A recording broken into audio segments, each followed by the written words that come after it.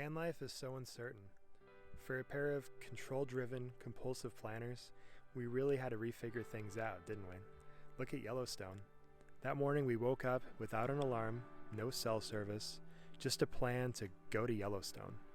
Honestly, that's more structure than most of our days, right? We made coffee and began the short journey from our camp spot in the forest to the entrance of the park. Sure, we had some things we had hoped to do that day, but it's not every day you go to a new state or a new national park. Well, not quite anyways. It was day 271 of calling our van, a van that we built ourselves, our home.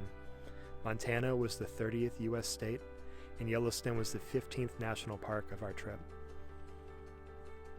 Upon entering the park, we took a quick detour to see the source of this gigantic column of steam we noticed from the road. And wouldn't you know it, turned into a nice hike with geysers, rivers, and a huge herd of bison. Didn't plan for that. Next, we drove deeper into the boundaries of the park to stop at the Grand Prismatic.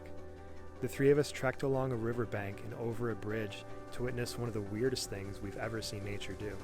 The water here literally boils out of the ground and flows over a huge field made of maybe a single piece of flat rock and down into this colossal cauldron of bubbling, crystal clear mineral water.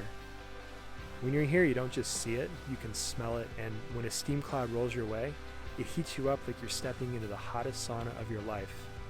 Then, in just a split second, the heat is gone and you're left feeling just kind of soggy and sweaty.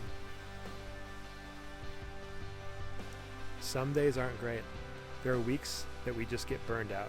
Sometimes I think, oh man, how cool would it be just to wake up tomorrow, back at home in an apartment, not spend each moment within 15 feet of one another, and not have to drive anywhere. But then I'm quickly reminded, the grass isn't greener. We've been down that road before, and we spent more hours with coworkers than with each other. We hardly knew one another. Those 2 hours a day with our weird little perfect kid just weren't enough. And so when I get exhausted, worn down, homesick, I have to take a step back and remember why I'm doing this. It's for us. It's for you. Speaking of which, there's an interesting fact I learned at the park.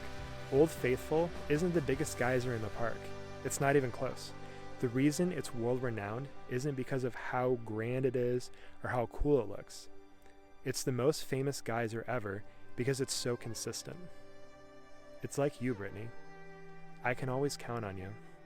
Thanks for always being there for me through the years, through the thick and thin. You know what I need just by the look on my face. Without you, I wouldn't be the man or the father I am today.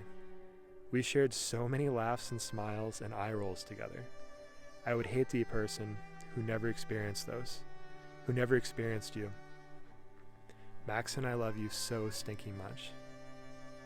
Today is day 283. Happy birthday.